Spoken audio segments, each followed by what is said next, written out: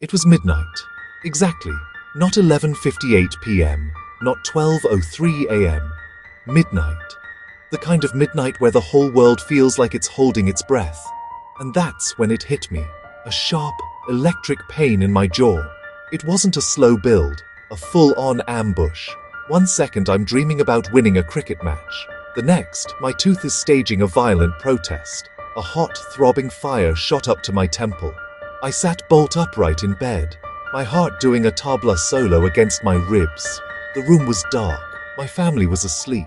The only sound, the lazy whir of the ceiling fan fighting the humid December air. Deep breaths, right? Inhale, exhale. But the pain just laughed. A bully, relentless. I swung my legs off the bed and stood up, a little dizzy. I held my cheek, trying to contain the chaos. My breath felt hot, a weird metallic taste on my tongue. This wasn't just a toothache. This was a 5-alarm fire, a level 10 crisis. It was happening in the dead of night, in a city finally, deeply asleep. My first thought wasn't logical, pure, unfiltered fear. What is this? What do I do? The silence of the house was suddenly terrifying. Usually, it's a symphony of life. My father's gentle snores, my mother turning in her sleep, the distant hum of the refrigerator. Now the silence amplified the throb in my jaw. The pain worsened, pulsing with my heartbeat. I looked out the window, a single street dog trotting down the lane, shadow long under a pale streetlight. That dog had no idea about the dental drama in my second-floor bedroom. No idea I was in a painful apocalypse.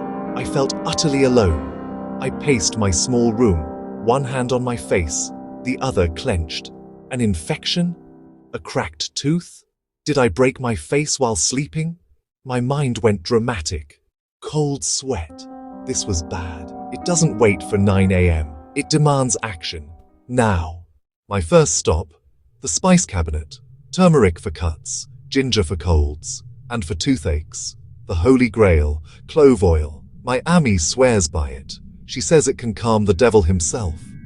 I found the tiny bottle tucked behind the cardamom. The smell alone was powerful, pungent, medicinal.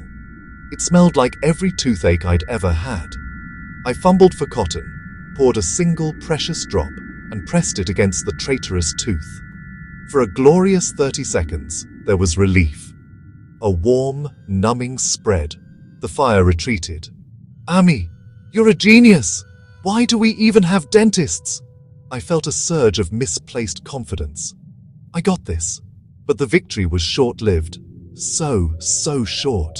The pain came roaring back, angrier than before, like it took a break to regroup and came back with reinforcements. The clove oil had poked the bear. It hadn't defeated it. My kitchen pharmacy was failing me. Plan B, the other classic remedy my nanny taught me. Warm salt water. Kettle on, as quietly as possible. The click sounded like a gunshot.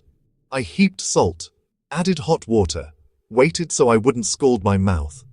I swished, targeting the epicenter. It felt okay, clean, like calling a janitor when you need a bomb squad. It helped, a little, but the deep, throbbing ache mocked me. In my head, my ear, my soul. The illusion of control was gone. I was out of my depth. My hand was shaking as I picked up my phone. Who do you call at 12:30 a.m.? Not your parents. They'd just panic, and their panic would become mine. No. You call the one person legally obligated to handle your nonsense, your sibling. Api. She has a kid. Work in the morning. Is this really wake your sister level? A fresh, blinding wave made the decision. Yes it is. I pressed call. It rang once, twice, and then her voice, sleepy but clear. Hello? Is everything okay? I couldn't even form a sentence, just a jumble. Pain. My tooth. It's so bad.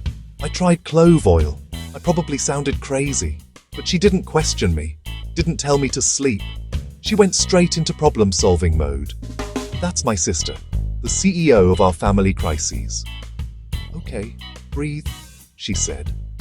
Her voice was an anchor in my sea of pain. Did you call Dr. Rahman? Dr. Rahman, our family dentist. Lovely man who still thinks I'm 12. It's the middle of the night, I whispered. My thoughts were scrambled, but she was steady. There's that 24-hour clinic near the old market. I'm finding their number. You get dressed. I'll call you back in 2 minutes.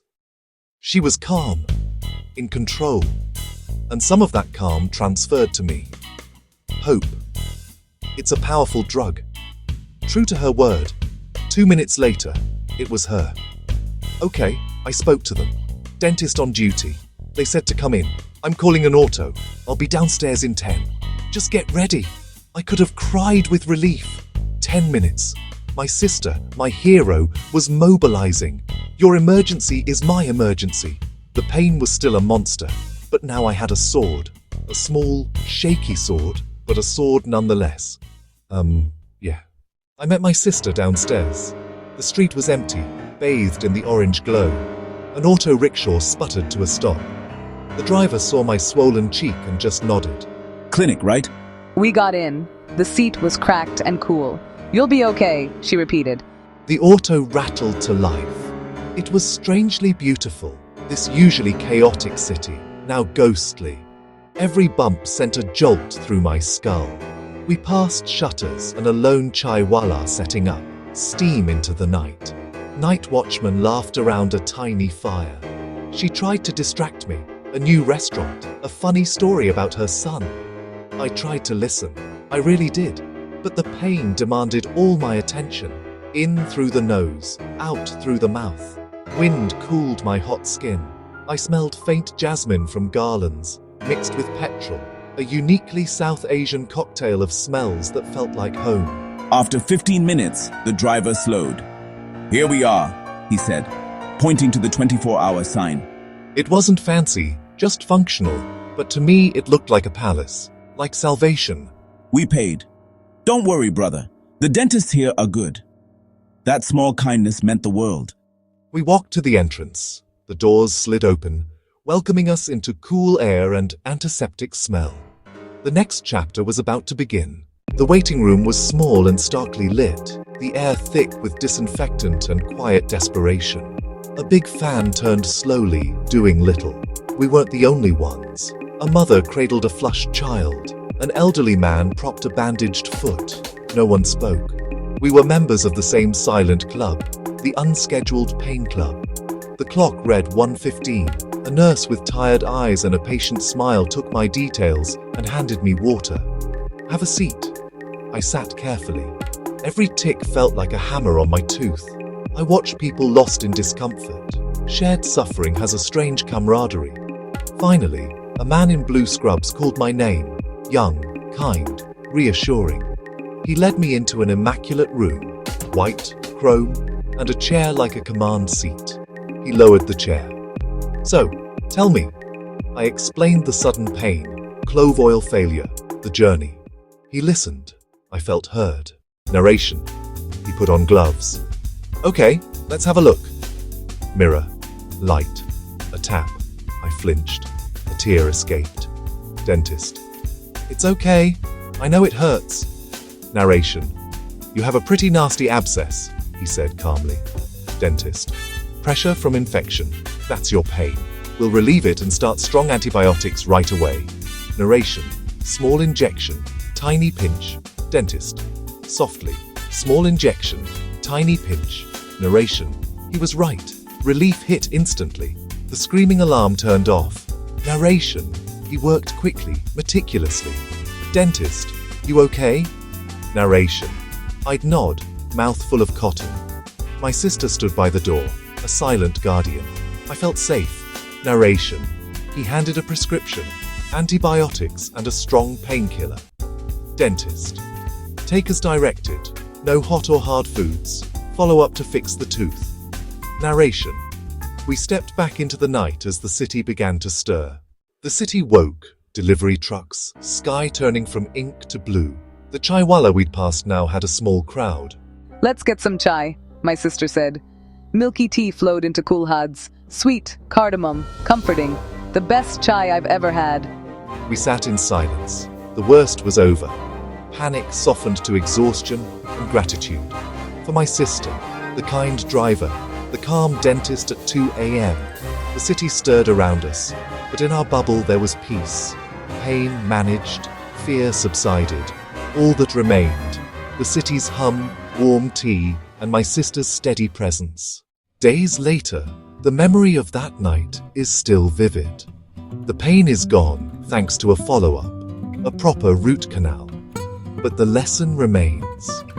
That night taught me something fundamental. First, your body doesn't care about your schedule. An emergency can happen anytime. Being prepared isn't paranoid, it's smart. Find a 24-hour clinic near you, right now. After this, save the number. You might never need it, but if you do, it's a lifeline. Don't be like me at midnight. Second, home remedies are great, but know their limits. Clove oil, salt water, temporary comfort, not the main event. For an abscess, you need a professional. Don't wait. Pain with swelling or fever is your body's emergency alert system. Ignoring it can turn manageable dental trouble into a medical crisis. Third, you don't have to go through it alone. My sister was my rock. Her calm was contagious. Just having someone to make the calls, hold your hand, buy you that cup of chai. It makes the unbearable bearable. Don't be afraid to ask for help. We all need a co-pilot in a storm. Community is everything here. From shock to solace, one angry tooth taught me to be proactive, stocked, and never ignore a weird throb.